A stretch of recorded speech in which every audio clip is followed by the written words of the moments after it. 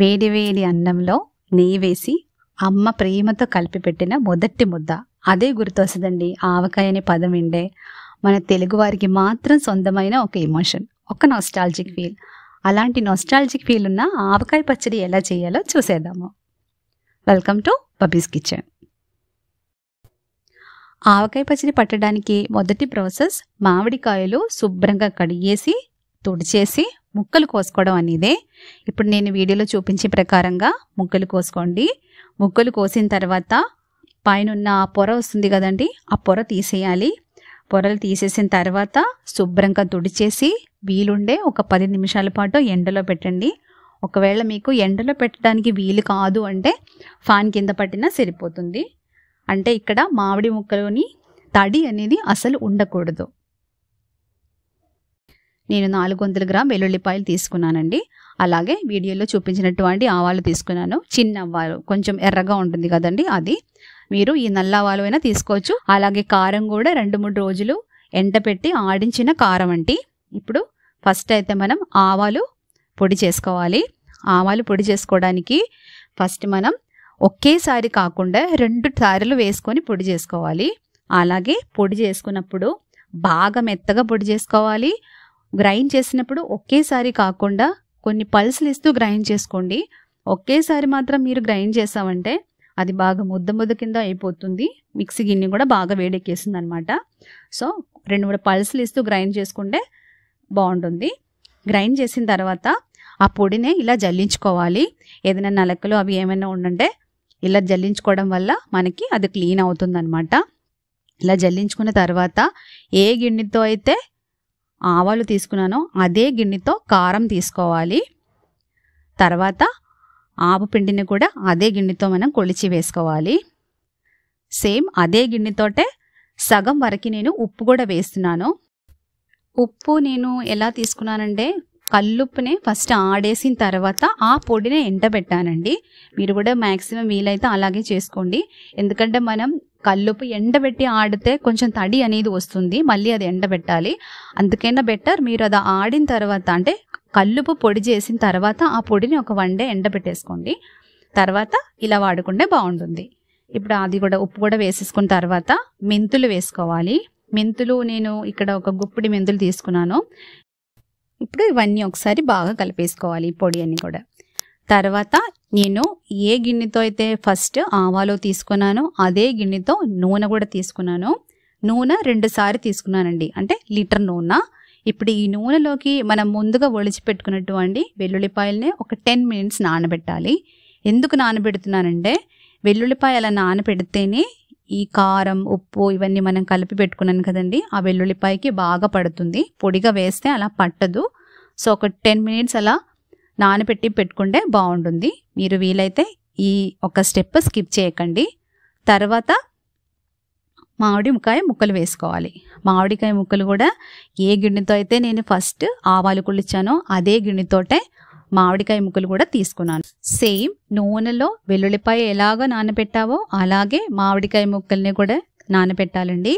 మామిడికాయ ముక్కల్ని కూడా అలా నానబెడితేనే మనం వేసిన కారం ఉప్పు ఆవు పిండి అవన్నీ మామిడికాయ ముక్కలకి బాగా పడుతుంది.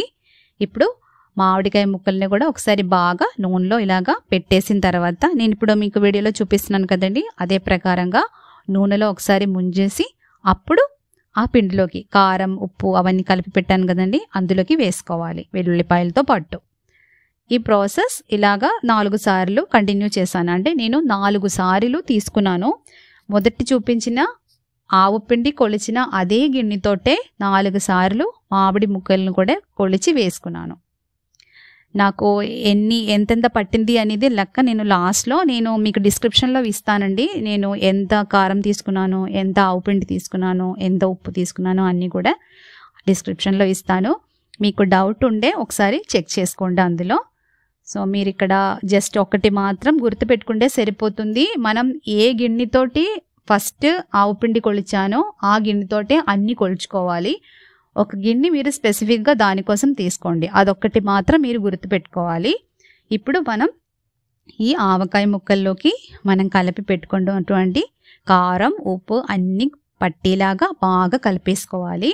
చూడండి, మీరు వీడియోలో చూస్తున్నారు కదా, అలాగా బాగా కలిపేసుకోవాలి. ఇలాగా ఆవకాయ పచ్చడి పట్టినప్పుడు మ్యాక్సిమం మనం చేతులతోటే పట్టడానికి చూడండి, ఎందుకంటే అప్పుడే బాగా పడుతుంది. తర్వాత మీరు ఒక ఏ గిన్నెలో అయితే పెడదాం అనుకుంటున్నారో ఆ గిన్నెలోకి ఫస్ట్ కొద్దిగా నూనె వేసుకోవాలి. నేను నువ్వు పప్పు నూనె తీసుకున్నానండి.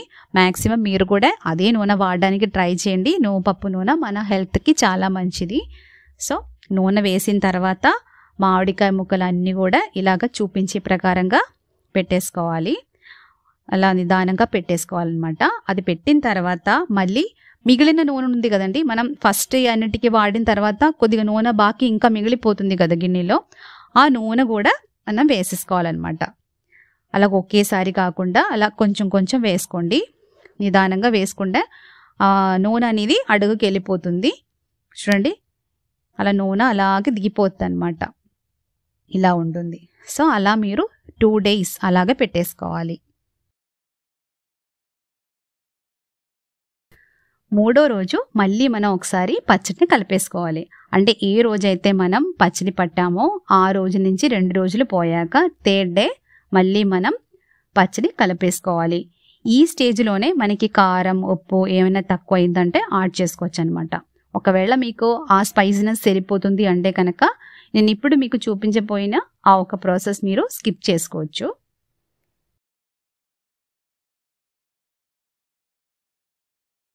నేనైతే కొద్దిగా కారం, ఉప్పు అన్నీ ఎక్స్ట్రా యాడ్ చేస్తున్నానండి. మీకు ఆ స్పైసీనెస్ సరిపోతుంది అంటే కనుక నేను మీకు ఇప్పుడు చూపించిన ఈ యొక్క స్టెప్ మీరు స్కిప్ చేసుకోవచ్చు. అలాగే ఏ గిన్నెతో అయితే నేను అన్ని ఐటమ్స్ కొలిచానో, అంటే కారం, ఉప్పు అన్నీ కొలిచానో అదే గిన్నెతో ఒక గిన్నె నిండా నూనె తీసుకున్నాను. అందులో సగం ఇందులో వేసానండి. ఆ నూనె కూడా వేసుకున్నాక ఒకసారి బాగా కలిపేసుకోవాలి. మీరు వీలుంటే చేతులతోటే పచ్చడి పట్టడానికి ట్రై చేయండి. ఎందుకంటే చేతులతో పడితేనే మన మామిడికాయ ముక్కలకి కారం, ఉప్పు అన్నీ కూడా బాగా పడుతుందన్నమాట. మిగిలిన నూనెలో కొద్దిగా మనం ఇప్పుడు జాడీలో వేసుకోవాలి. ఫస్ట్ వేసేసిన తర్వాత వీడియోలో చూపించాను కదండి, అలా ఒకసారి తిప్పేసుకోండి. తిప్పిన తర్వాత ముక్కలన్నిటిని కూడా జాడీలో సర్దేసుకోవాలి. ఇప్పుడు నేను మీకు చెప్పపోయిన స్టెప్ మాత్రం ఆప్షనల్ అండి. మీకు నచ్చితే మాత్రం చేసుకోండి. నేను ఇలా చేస్తాను కాబట్టి మీకు చెప్తున్నాను. మన పచ్చడిలో కొద్దిగా మీకు వాడుకోవడానికి కావాల్సినంత పక్కన పెట్టేసుకోండి. తర్వాత మిగిలిన పచ్చడినే ఇలాగ జాడీలో సర్దేసిన తర్వాత వీలుండే మీరు ఫ్రిడ్జ్లో స్టోర్ చేయండి. ఫ్రిడ్జ్లో ఎందుకు స్టోర్ చేయొచ్చు అని అంటున్నానంటే ఆవకాయ ముక్కలు అలాగే గట్టిగానే ఉంటుంది, మెత్తపడదు. మనకి ఎప్పుడు కావాలంటే అప్పుడు మళ్ళీ తీసుకోవచ్చు అనమాట. మళ్ళీ మనకు కావాల్సినంత పచ్చడి తీసుకున్న తర్వాత నూనె ఎప్పుడు పోసి అలా పైన వచ్చేలా పెట్టుకోవాలి. నూనె అలాగ ఉంటేనే పచ్చడి పాడవకుండా కూడా ఉంటుంది. ఈవెన్ ఫ్రిడ్జ్లో అయినా కూడా మీరు అలాగా తీసుకునే ప్రతిసారి నూనె వేయడానికి మాత్రం మర్చిపోకండి. మీకు ఆవకాయ పచ్చడి ఎలా కుదిరింది అనేది మీరు కామెంట్ బాక్స్లో తెలియచేయండి. అలాగే మీరు మన ఛానల్ని ఫస్ట్ టైం కనుక చూసేవారైతే సబ్స్క్రైబ్ చేయడానికి మాత్రం మర్చిపోకండి. Thank you so much for watching.